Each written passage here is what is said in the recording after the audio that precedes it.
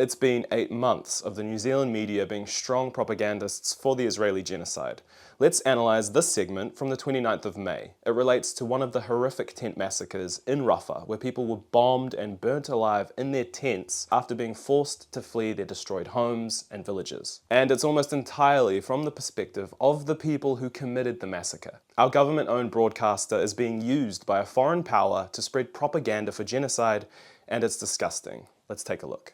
Israel says a deadly fire sparked by an airstrike on a camp in southern Gaza may have been caused by a Hamas weapons store exploding. In what world is it ethical or right to begin a story about a massacre with the rationalizations of the maniacs who did it? The United Nations Security Council held an emergency meeting today following the deaths of at least 45 Palestinians. The whole segment could have been around this meeting and how various nations reminded Israel again of their failure to meet international law and the orders of the International Court of Justice. South Africa has provided the Council with a public dossier of evidence relating to the state of Israel's intent and incitement to commit genocide. Instead, we hear what Israeli officials have to say. Israel says 2 Hamas commanders were targeted using precise munitions. Were 35,000 Palestinians targeted and slaughtered using precise munitions? TVNZ is expecting the villainization of Hamas to do so much work here. It's somehow meant to make us feel better about Israel burning people alive and beheading babies. The implication is that Hamas is so evil that not only is it okay for Israel to lawlessly murder anyone they categorize as Hamas, it's also okay for them to bomb families if they say Hamas is there. This logic is played out on New Zealand news on an almost daily basis, despite how many Palestinians are killed or tortured, and it adds up to genocide is okay because Hamas is there. We're talking about munition with 17 kilos of explosive material. This is the smallest munition that our jets can use. Following this strike, a large fire ignited for reasons that are still being investigated. Our munition alone could not have ignited a fire of this size. This guy is Daniel Hagari, spokesperson for the occupation forces. While erasing Palestinian journalists who are risking everything to show us the horrors they live through, TVNZ regularly platforms their mass murderers, giving them an opportunity to lie to the New Zealand public and justify their atrocities. The forces this man represents deliberately dropped 8 bombs on a campsite and a fire erupted. Journalists on the ground explained how the thin tent plastic caught on fire and spread to nearby tents. Unfortunately, the firefighters tried their best to contain the fire, but again, there has been no water resources in the Gaza Strip, especially after the Israeli forces closed the Rafah crossing. All of this area was filled and packed with Palestinians. There are still families here, still in this area, even after the target, because they simply do not have any place to go and are 100% sure that wherever they go and wherever they evacuate, the Israeli airstrikes are going to chase them. This is Hind Al-Khudri, Al Jazeera, Rafah, Gaza, Palestine. This man talking about small munitions is the same guy who said, "While balancing accuracy with damage, right now we are focused on what causes maximum damage." He also said, "Every being left in Gaza will understand the price of starting a war with the state of Israel. Every child, every mother, all of their old people, every cat. But don't worry, it'll be done with precise munitions." He's also the guy that pointed at a calendar in Arabic and said it was the names of Hamas members guarding the hostages. There is a list. Monday, Tuesday, Wednesday, Hamas Day. This is a Guardian list, where every terrorist writes his name.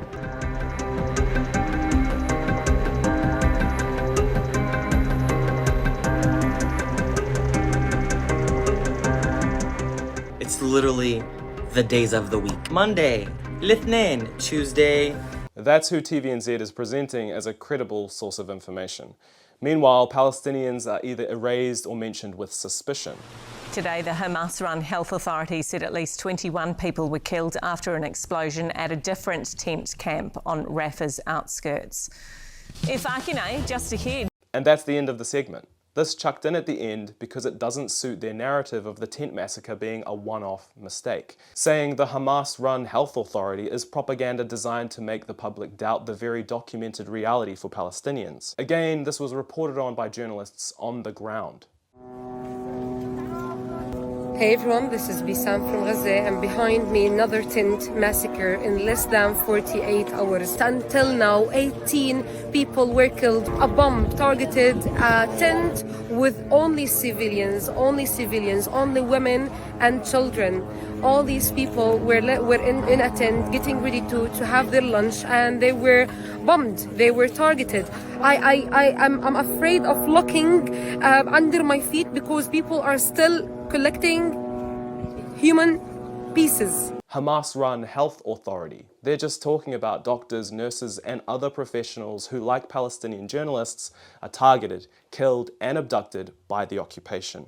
Released Palestinian hostages say doctors received the worst torture in Israeli dungeons.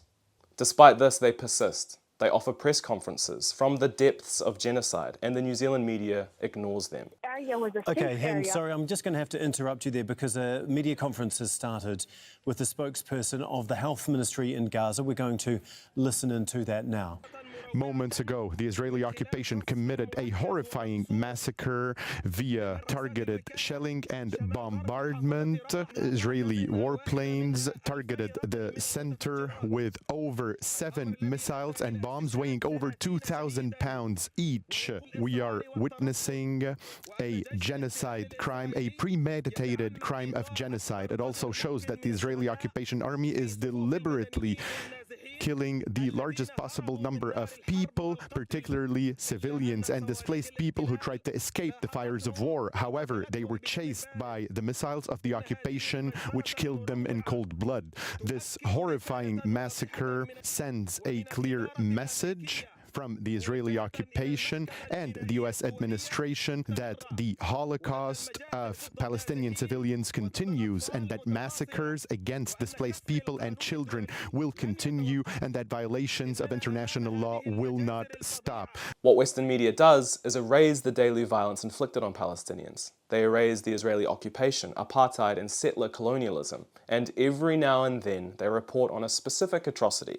And when they do, they treat it as a one-off incident and lead with the Israeli propaganda. Over 75 years of killing men, women, and children and lying about it, and Western media publishing their lies. Now Israel is committing a full-scale genocide with slaughter after slaughter, and our media still publishes their lies. In March, when the occupation committed unspeakable horrors to the people at Al-Shifa Hospital, NewsHub, our other news broadcaster, brought on this same genocidal maniac to justify the crimes. The Israeli Defense Force says it is still clearing Hamas militants from the complex it first occupied in November. We have arrested over 250 Hamas and Islamic Jihad terrorists that we identified. Israel has abducted and tortured thousands of Palestinians since October 7th, and many more before then. One of those people was Adnan al-Bursh, an orthopedic surgeon. They abducted and tortured him to death in Israeli dungeons.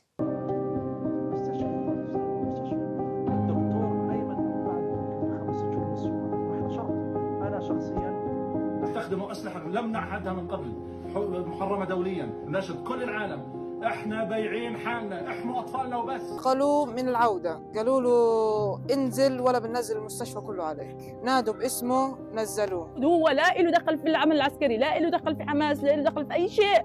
هو طبيب مسالم بيعالج المرضى، بيعالج الأبرياء، المرضى، الغلابة.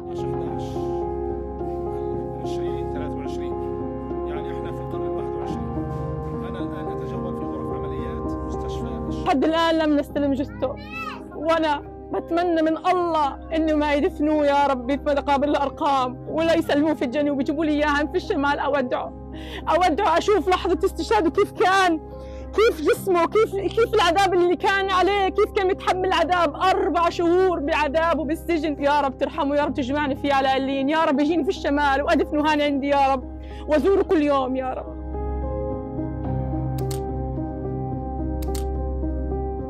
But New Zealand media will never mention his name. They will never interview his surviving family. They will probably never cover the Al-Shifa invasion again or the tent massacre. Once the media puts out the false Israeli narrative, their coverage on the story ends. And if it turns out to be a lie, and it always does, the news don't update the public. They will remain silent on the genocide until the next time Western outlets have an Israeli narrative to push onto the public.